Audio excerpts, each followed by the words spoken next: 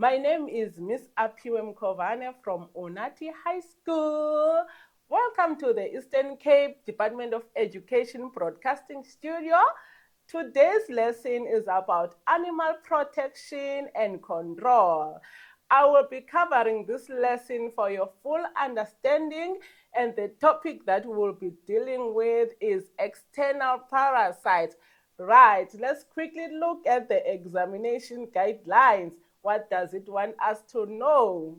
So these are the important aspects of the examination guidelines that you have to know when you are dealing with this topic. The examination guideline is saying you must be able to define. So the most important aspect is to define the term external parasites. And secondly, you have to be able to distinguish between the ticks, nasal worm, blowflies, lice, and mites, examples of external parasite. And thirdly, you have to identify and describe the life cycles of ticks. So the life cycle are the most important part of this section. You have to know the life cycles of ticks as a single, 2 or 3 host ticks, and as well as the life cycles of nasal worm, blowflies, lice, mites in what? In sheep.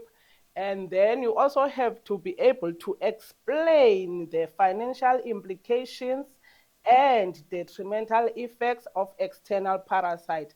You must be able to explain what is going to happen to the farmer financially and also to the consumers financially if the animals are affected by external parasites. And lastly, you have to describe the basic preventative or control measures of external parasites. All right, now let's move on to the next slide. Which is the definition. What the examination guideline asks you to do, it asks you to be able to define the concept external parasites. Now let's zoom into the definition. So the definition of external parasites are the parasites that live on the skin of the animals or of the organisms they host. They are not inside, so they are outside, they are on the skin. And secondly, they feed on the skin and suck blood of what? Of animals. So they eat the skin of the animal and suck blood of animals and making the animal to lose condition. And another aspect that you have to know is that external parasites are also called ectoparasite, which is a synonym. So you must know all the terms so that when it comes to a question paper, it's written ectoparasite, you know that ectoparasite is the same as external parasites. Right, now let's come to the division of these parasites. So the external parasites are divided into two. We have external parasites that are insects, and we have external parasites that are arachnids. So with the insects, the examples of external parasites that are insects are the flies and lice, which have got 6 legs. So these are the parasites that have got 6 legs, and they fall under insects. And then we have arachnids, which are the ticks, and the ticks have got 8 legs. So basically now you know the concept here that when it comes to the definition of external parasite, you understand fully that external parasites are the parasites that live on the skin, that is outside the body of the animal. That is very key and important for you to master, that they are not inside, they are outside the body of the what? Of the animal. Now we are moving to the next slide. So the next slide, as the examination guideline, I already showed you before that you must know examples of this external parasite. So here I've listed for you these examples. Number 1, we have ticks. We're gonna look into ticks at a later stage. We're gonna dig deep. And then we have blowflies. We're also gonna dig deep into the blowflies, nasal worms, mites, as well as the lice. All right, now we're coming to the general life cycle of parasites. Generally, parasites have got their life cycle, which has got different stages in order to complete the life cycle. We have Elna here that is telling us about the different stages of life cycle. I will explain later on. All right, the general life cycle of parasites. Parasites start from being eggs, and the eggs hatch and a six-legged larva emerges, and then the larva gets blood from a vertebrate and develop into an eight-legged nymph, and then the nymph will develop into an adult, and then the adult feeds and lay eggs again, and then the eggs again will hatch into a larva. Larva develops into a nymph, and nymph will develop into an adult, and then the cycle continues again, adult lay eggs again. So for you to be able to remember these stages, it is very important to master this concept called ELNA. Also for this ELNA, E stands for egg, and then you have your L stands for the larval stage, and then you have your N, which stands for the nymph, and then you have your A, which stands for adult. All right, so that is the general life cycle of parasites. So the life cycle of parasites have got 4 stages called ELNA. So ELNA is just something that is going to help you to remember these stages, which is E for X, and L for larva, and N for nymph, and also have A for adult. The female is laying eggs over there, and the eggs will go and hatch and form a six-legged larva, and then the six-legged larva will develop into an eight-legged nymph, and then the eight-legged nymph will develop into an adult, and then the adult lays eggs again, and then the eggs, they will hatch again to form a six-legged larva, and the cycle will continue and continue and continue. All right, the next slide, now we are dealing with the classification of ticks according to their life cycle. It is very important to know the life cycles of ticks. So ticks are classified into one host tick, which is the blue tick, and then we also have two host ticks, which is the red-legged tick or bond-legged tick, and we also have a three host tick, which is a bond tick. So by saying one host, it means that this tick needs only one organism or one host to complete its life cycle. So that's why we say it's one host. So you remember now the stages of the life cycle. So in order to complete the egg stage and the larva stage and the nymph stage and the adult stage, so a one host tick only need one host to complete all these stages, and so on. So same as applies to two host ticks. The two host tick will need two hosts to complete the life cycle, and then three host ticks will need three hosts to complete the life cycle. I have given you there the example of a one host tick is called blue tick.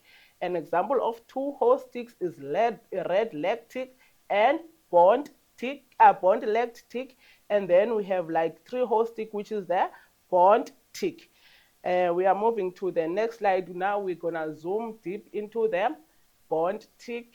The blue tick, which is a one host tick, in the form of a diagram and in the form of a life cycle depicted by the diagram. So the blue host ticks, as I've already said, they require one host to complete the life cycle. So there I said it needs one or single host to complete its life cycle. That is very important, that if you are talking about one host tick, which is a blue tick, it only needs one host to complete its life cycle. And another thing that you have to note about the blue tick is the disease that it causes, or the disease that it carries, the disease that it transmits. So this tick transmits red, water, and anaplasmosis, which is another topic for this question, animal diseases. So now let's look in the form of a diagram now. So we have this diagram that is showing us the life cycle of a what? Of a blue tick. So there we have a blue tick will be on an animal, and other blue tick will be on the what? On the animal, and then the female of the blue tick will drop off the eggs. And after dropping the eggs will hatch into a what? A six-legged what? Larva, and develop into a what? Into a nymph, and then the nymph will develop into an what? Into an adult. And all those stages, they are going to occur in this one host animal. As you can see in this diagram, that you only have one animal there. So that's why we say it's a one host tick. It means that the stages of development of these parasites, they all occur in one host or in one animal. So let's look at the second tick, which is two-host tick, the red-legged tick, meaning that it needs two hosts to complete its life cycle. And very importantly, you must also know that this tick transmits or carries the disease that is called what? Red water. Now let's look at this tick in the form of a diagram.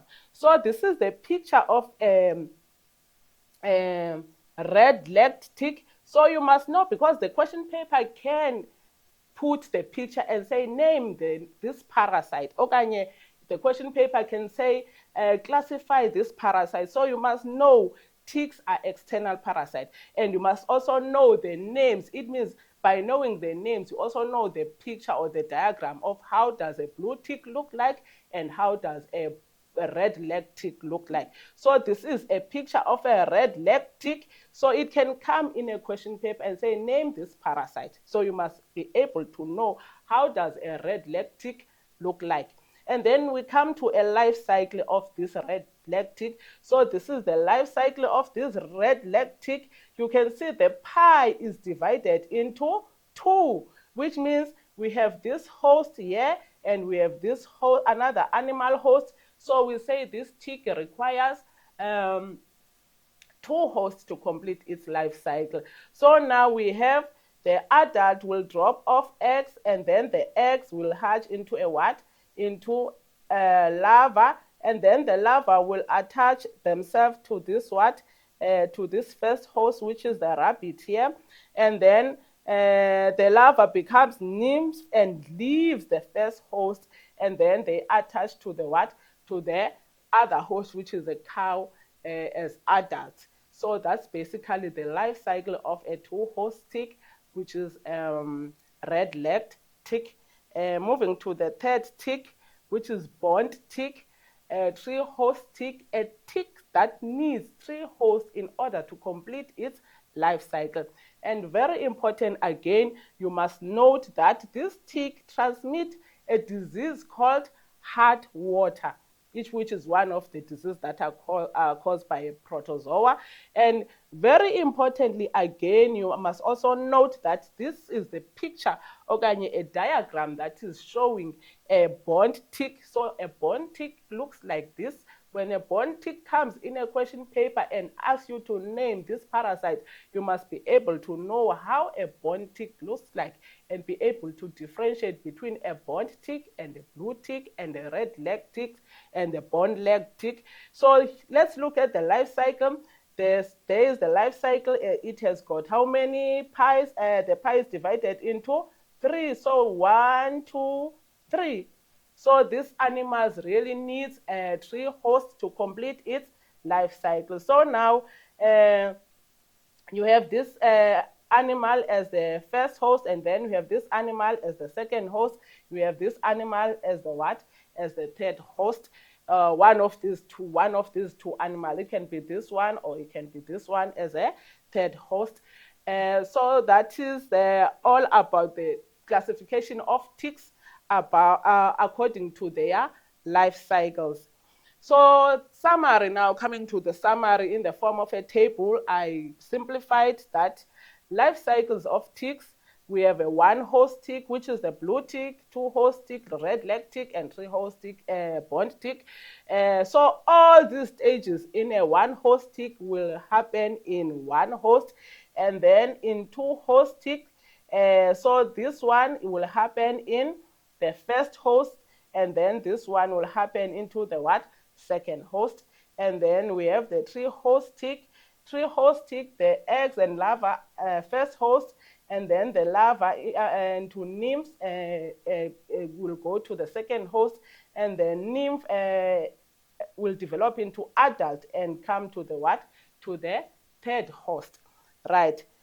That is all about ticks. Now we're gonna go to the second example of external parasite, which is the blowfly. Now, what is a blowfly? A blowfly is a large metallic green fly that lays its eggs on meat or on carcasses. So in Xhosa ke blowfly sithi lampukane sithi nguhodoshe. So blowfly strike mainly affects sheep. So this parasite is mainly affecting the sheep. They prefer warm and humid conditions. So this parasite will want a condition that is moist or humid and a condition that is warm in order for it to survive. So let's quickly look at the life cycle of a blowfly. A blowfly lays its eggs on a sheep, and then the eggs will hatch into a what? Into a larva. And this larva is maggots, imbetu. And then the larva damages the skins and open the what? The wounds in the sheep. So the larva is very dangerous. So the larval stage, that's why here is written bold, is the most dangerous stage of this parasite. An examiner can ask you which stage of this parasite is most dangerous. You have to know that it is the larval stage.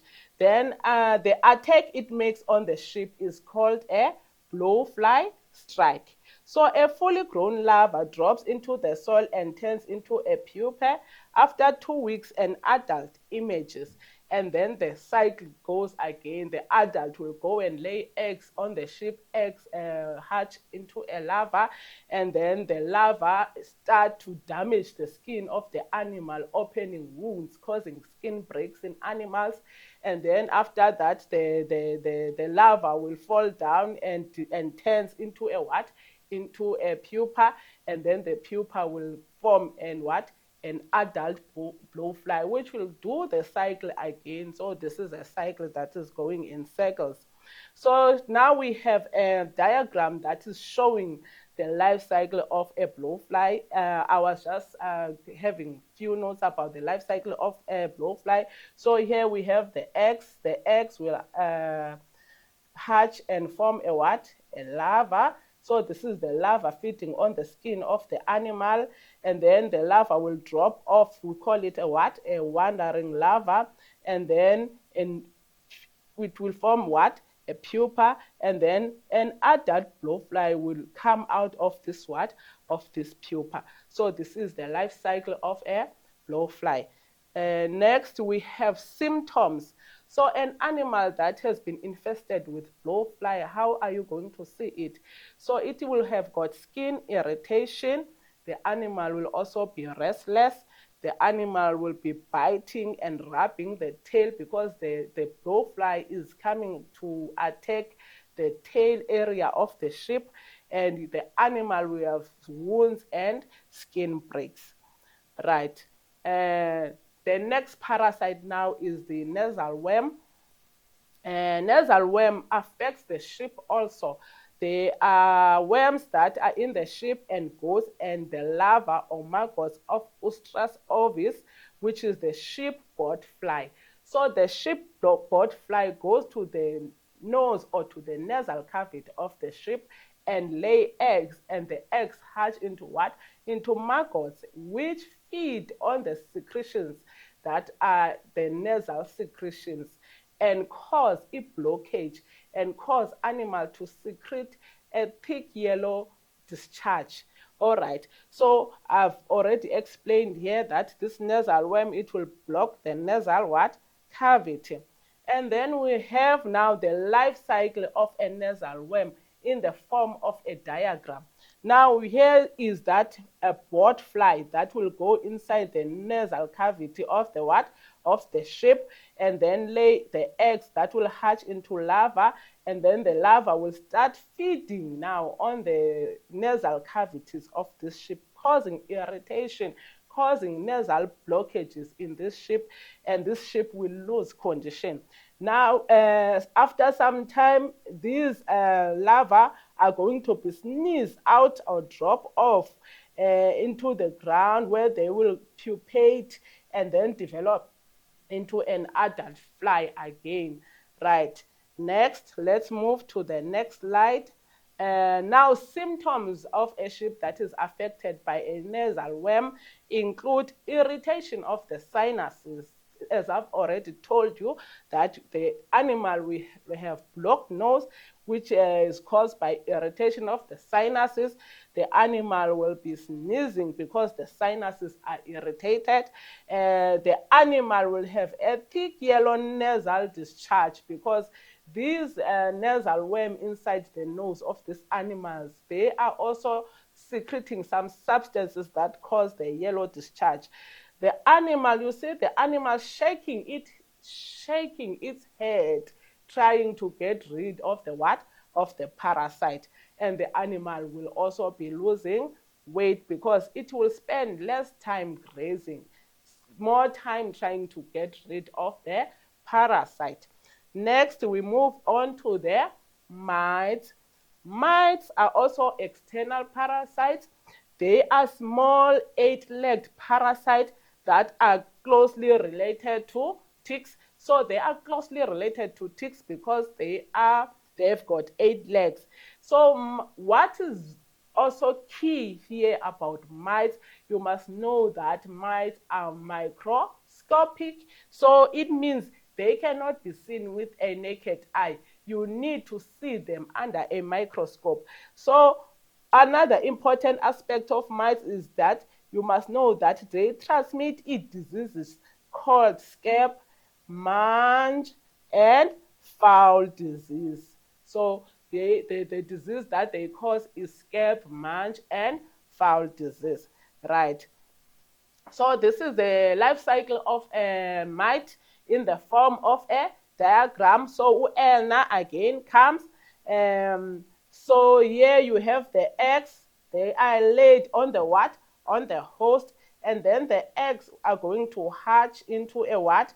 Into a larva. And then the larva molds into the what? Into the nymph. And then the nymph will develop into what? Into adults. So by now, by the end of this lesson or by the time you go to the exam, I'm sure you will be able to know the stages of the life cycle of parasites called ELNA.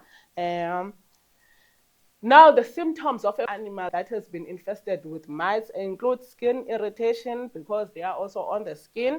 They have severe itching, rubbing because this parasite is itching. It will make the animals to rub against objects, stretching itself.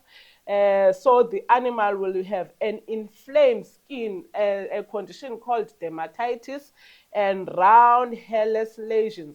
So those are the symptoms of an animal that is infested with a mite. And then last parasite, now we have a lice. In this diagram, I am showing you the life cycle of a lice. So same applies to lice. It's the same thing we've been talking about when we're talking about ticks and others. So this is the adult lice. The adult lice lays eggs, and then the eggs will hatch and develop into what? Into nymphs. And then the nymph will go to the first stage of nymph and second stage of nymph, and then the final stage of nymph is the what? Is the adult lice. So the adult lice also has got the symptoms when it's on the animal skin.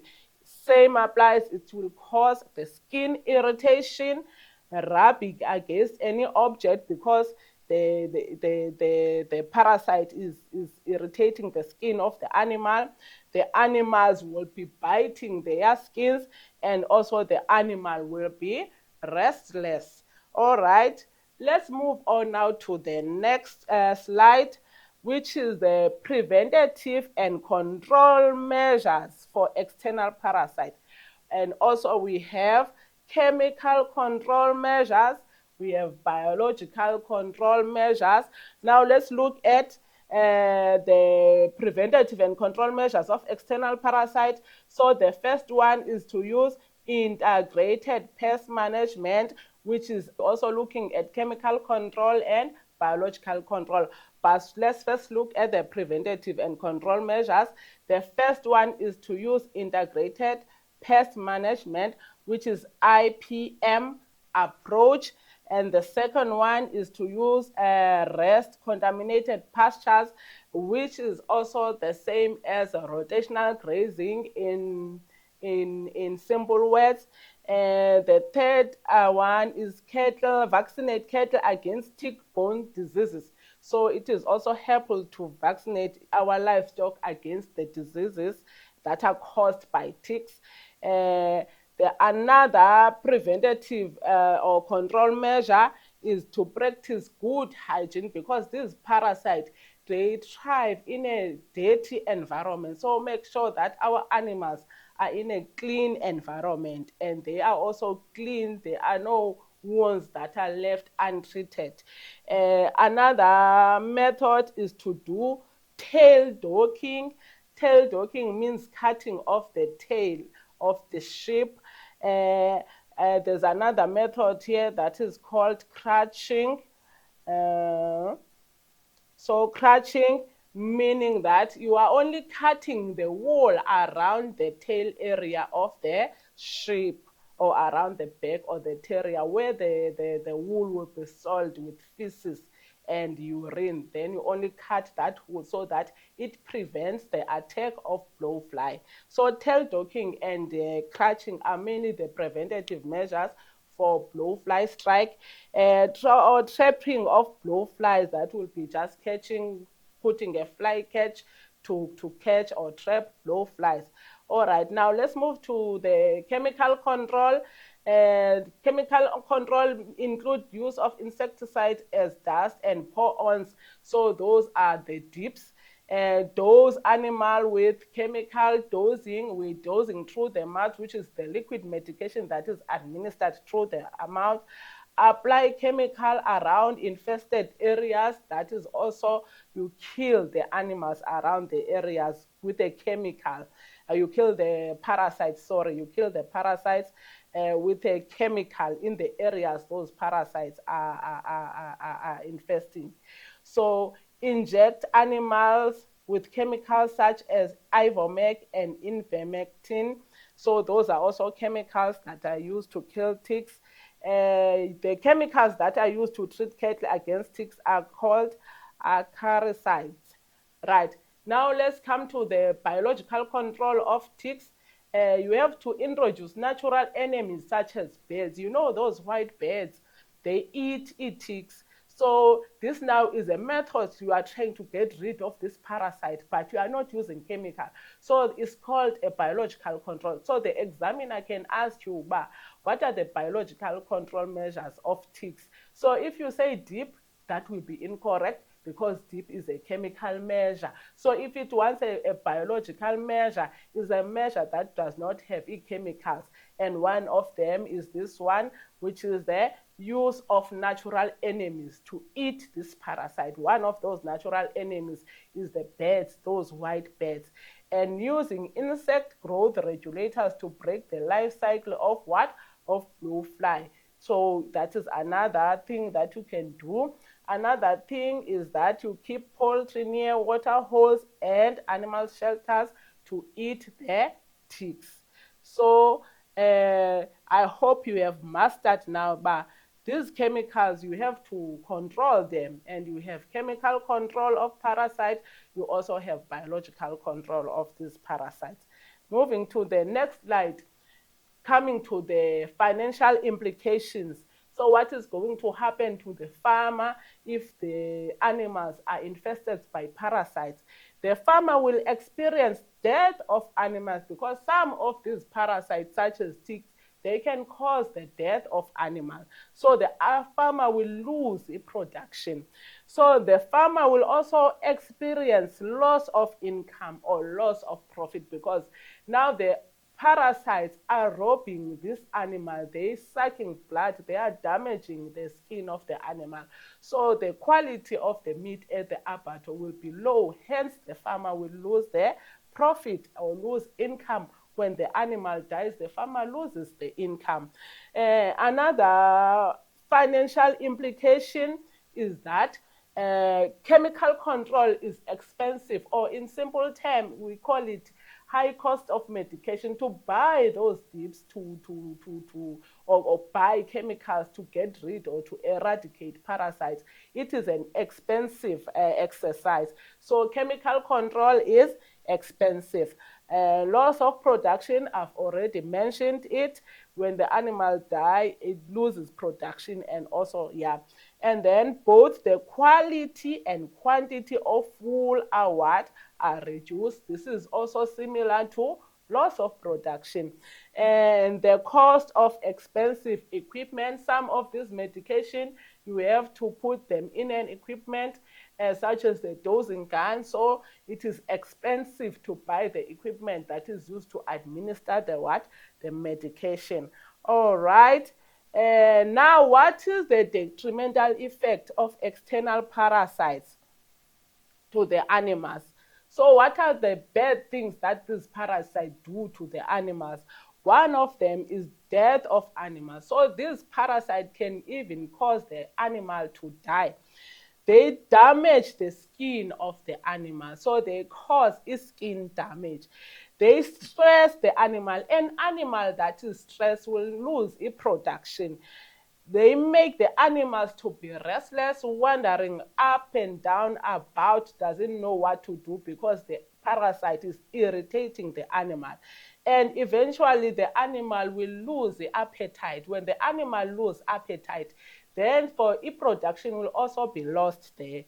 They cause painful bite wounds because they bite some of these animals, suck, so they cause painful wounds. So they will cause it discomfort to the what?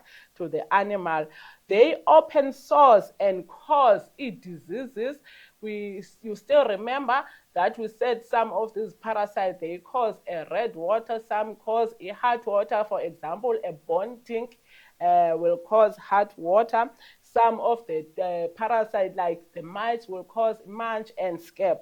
Loss of teeth, ears, and tips of nails.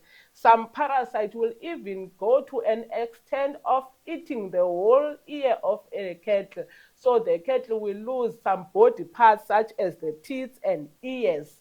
So it is not good at all. And then cause abscesses and lameness to the what? To the animal. Very important, that one, anemia, guys, because these ticks, they suck the blood, and okay, anemia, it has got to do with the what? With the blood. So when they suck the blood, so you see they're saying as a result of large volume of blood being what? Being sucked. So the animal will be suffering from anemia, right? I think now we have to look at some activities that we can take and see if we can be able to answer anything that can come up. All right, I've prepared this activity. Now let's look at this activity. The picture below shows a parasite that attacks farm animal. So the name of this parasite is not given. Okay, now question 1, which is identify the tick shown in the picture above. Now it's saying, what is the name of this tick? This question wants you to name this tick. So this tick is a bond tick. So this tick is called bond tick. It is very important for you to know these ticks in the form of a diagram. An examiner can ask you to name the tick. An examiner can ask you to classify the tick. An examiner can ask you to classify the tick according to its life cycle. But here we are required to identify it, meaning that we have to give the name of this what? Of this tick. And then question number 2 is saying, classify the tick based now on the number of hosts it needs to complete its life cycle. Remember, we were talking about life cycles. So now this question requires us to classify this tick according to the number of life cycle it needs to complete its life. So a bond tick is a tree host tick. Therefore, the answer for this question is that so it needs 3 hosts. Right. We are still together now. Now let's come to question 3. Give an example of a disease in which this parasite is a vector. So this parasite is carrying which disease? A vector is a disease-carrying organism. So what is an example of a disease that this parasite carries? So this parasite carries heart water. So the name of the disease that this parasite carries is called heart water. And then this question, now let's come to this question. It's saying, describe 2 effects of ticks on animal. So I just told you now the detrimental effects of parasites on the animals. So what are the effects, the detrimental effects of parasite on this animal? One of them is all right, let me put the eraser there. One of them is death. So the ticks can cause death. The ticks can cause animals to lose ears. Ears can fall off of the animals. Ears fall off. The tick can also cause the anemia. There are so many of them because it's sucking the blood. The tick is also causing the skin irritation. Let's come to question number 6. Recommend 2 measures farmers can take to prevent build-up of parasite like this one shown in the picture above in their pastures. So now we are talking about control measures of preventing the building up of parasite. One of them will be rotational grazing.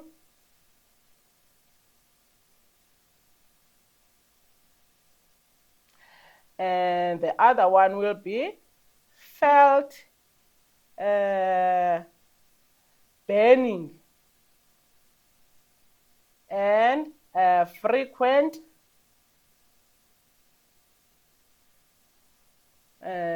dipping. All right, that is the activity I have prepared for you.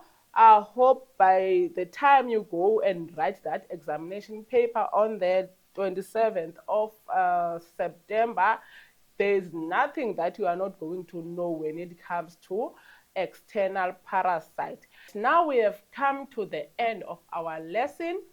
You can leave your questions on the comments. Don't forget to leave your name of your school so we give shout outs. Please share your comments, subscribe to our YouTube channel. Thank you for watching. See you on our next lesson. Bye.